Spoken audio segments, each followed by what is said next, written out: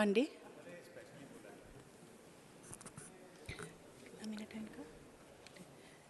धन्यवाद। आज मैं इस ऐतिहासिक You have बिल पर 15 minutes. मुझे बोलने का अवसर मिला।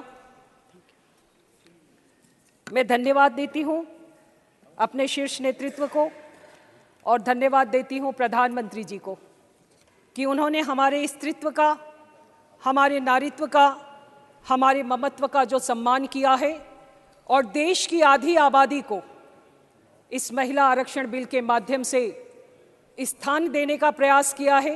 इसलिए देश के प्रधानमंत्री जी को बहुत अभिनंदन है, बहुत साधुवाद है।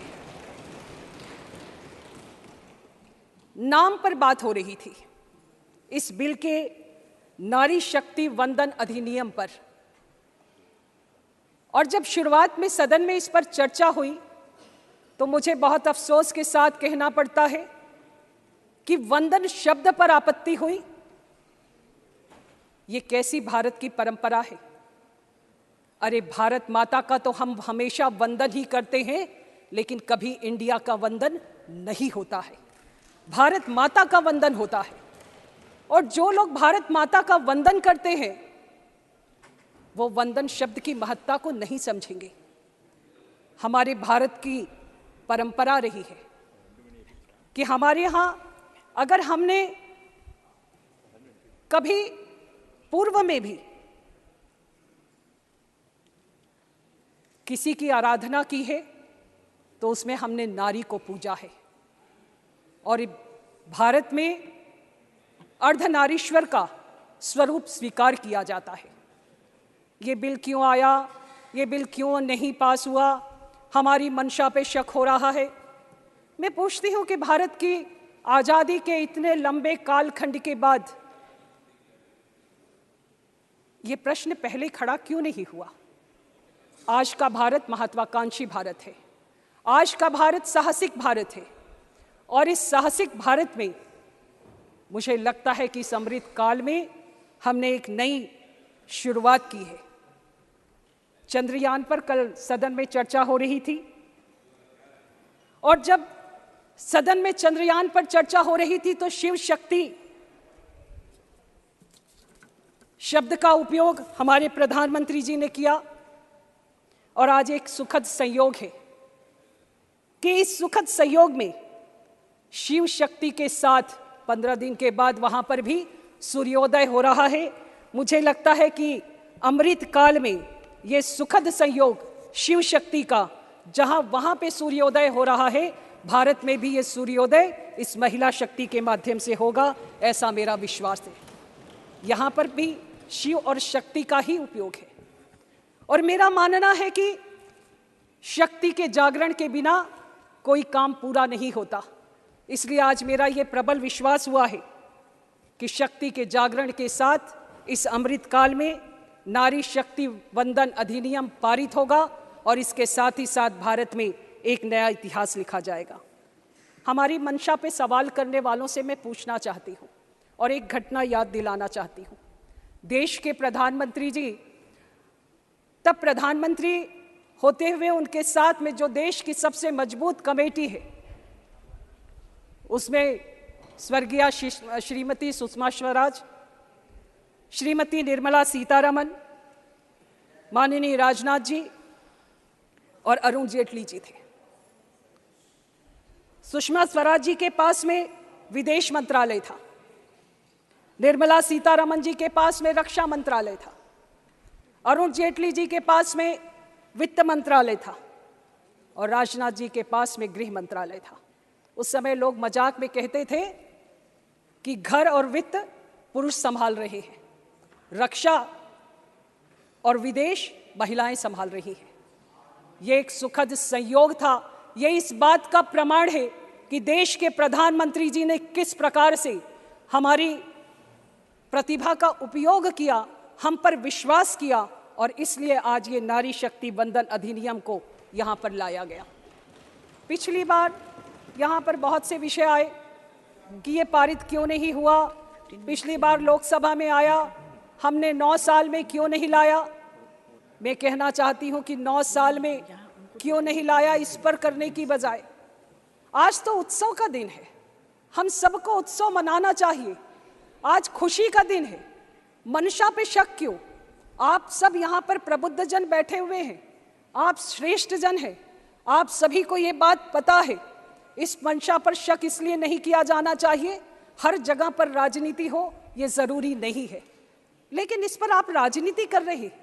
प्रक्रिया है, पूरी प्रक्रिया का पालन होना चाहिए, और उस प्रक्रिया के साथ में जब हम उस बिल को आगे लाएंगे तभी महिलाओं को आरक्षण बिल पर प्रावधान के तहत उन्हें उनका अधिकार मिल पाएगा। पूर्व में राज्यसभा में पारित हुआ, लेकिन राज्यसभा में पारित होते हुए उन्हें स्थान नहीं मिल पाया, लोकसभा में पारित नहीं हुआ। हर जगह की राजनीति भारत देश को बहुत पीछे ले जाती है। देश के प्रधानमंत्री जी ने बहुत अच्छी मंशा के साथ, बहुत साफ मंशा के साथ आज के इस उत्सव को मनाने का पूरी देश की आधी आबादी को अवसर दिया है। आज आपको जितनी भी गैलरी है, मैं कल से देख रही हूँ, चाहे वो लोकसभा की हो, चाहे वो राज्यसभा की हो, देश की आधी आबादी हमारे को यहाँ पर दिखाई देती है। ये हमको गौरव का अनुभव होता है। मैं इसलिए भी अपने प्रधानमंत्री जी को साधुवाद देती हूँ कि इस गैलरी से वो महिलाएं सुनने आई हैं कि हमारे श्रेष्ठ जन क्या कहते हैं, हमारे प्रबुद्ध जन क्या कहते हैं। बहुत सारी योजनाओं का विषय नहीं कहती, लेकिन देश के प्रधानमंत्री जी ने एक योजना लागू करी, बेटी बचाओ बेटी पढ़ाओ। इस योजना को लागू करने के पीछे बहुत मार्मिक उद्देश्य है। उस उद्देश्य को मैं कहना चाहती हूँ, उस घटनाक्रम को कहना चाहती हूँ। जिन राज्यों में बेटी का जन्म होना अभिशाप माना जाता था, बिटिया अगर पैदा हुई तो जो पैदा करने वाली माँ है वो भी तनाव में रहती थी, घर परिवार के लोग भी रहते थे, और बिटिया पैदा हुई तो उस बिटिया को बड़े से दूध के हौदे में डाल दिया जाता था। वो बिटिया उस दूध के बड़े से हौदे में अंतिम सांसें गिनती थी, इस धरती पर आती जरूर थी लेकिन विदा कर दी जाती थी। लिंगानुपात बार बार बदल रहा था, बेटों की संख्या बढ़ती थी, बिटिया की संख्या गिर जाती थी, और जब बिटिया की संख्या गिरने लगी, लिंगानुपात असंतुलित होने लगा, तो देश के प्रधानमंत्री जी ने इसकी शुरुआत करी और उन्होंने कहा कि अगर इसी प्रकार से होता रहा तो हम आने वाले समय पर कहां खड़े होंगे। ये दूरदृष्टि इसके पहले कभी किसी ने नहीं करी। उन्होंने शुरुआत करी बेटी बचाओ बेटी पढ़ाओ अभियान की, और आज बेटी पढ़ाओ बेटी बचाओ बेटी पढ़ाओ अभियान के साथ में मैं आपको गर्व के साथ इस बात को बताना चाहती हूं कि विश्व के आर्थिक मंच की वार्षिक लैंगिक अंतराल रिपोर्ट 2023 में जो प्रकाशित हुई है, इस बार भारत वैश्विक लैंगिक सूचकांक में 8 अंकों का सुधार करते हुए 146 देशों में से 127वें स्थान पर पहुंच गया है। ये हमारा गौरव है। ये देश के प्रधानमंत्री जी ने जिस लिंगानुपात को संतुलित करने का प्रयास किया, ये उसका गौरव है। और देश के प्रधानमंत्री जी ने जिस दूरदृष्टि के साथ इतनी छोटी सी बात जो लोगों को दिखाई नहीं देती थी, उस पर इस अभियान के माध्यम से उन्होंने शुरुआत करी। बहुत सारी योजनाएं हुई, बहुत सारी बातें हुई, हमारे को प्रधानमंत्री आवास योजना से लेकर तमाम चीज़ें हुई, लेकिन कभी कभी मैं सोचती हूँ कि हम महिलाएं तो हमेशा से वंचित हैं। उस वंचित, शोषित, पीड़ित महिलाओं के साथ राजनीति कैसी? अरे हम तो रोज रोज अपनी योग्यता का प्रमाण देते हैं, आगे बढ़ने का प्रयास करते हैं, लेकिन अगर देश के प्रधानमंत्री जी उस पर अवसर देते हैं तो बार बार उस पर राजनीति करके, उस पर प्रश्न चिन्ह खड़ा करके, उनकी मंशा पर संदिग्ध विषयों को खड़ा करके जिस प्रकार का यहाँ पर दृश्य उपस्थित किया जाता है, मुझे लगता है ये बेहद सोचनीय है। हमारी प्रधानमंत्री जी आज की नारी को देवी बनाना नहीं चाहते, आज की नारी को दासी बनाना भी नहीं चाहते। आज वो चाहते हैं कि आज हमें एक मानवी के रूप में पहचान मिले, हम एक मानवी के रूप में अपना स्थान बनाएं।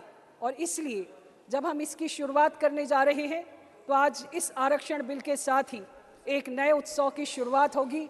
देश में महिलाओं को अपना स्थान मिलेगा, और मेरा मानना है कि जब हम अपने स्थान की बात करते हैं तो इस अमृत काल में,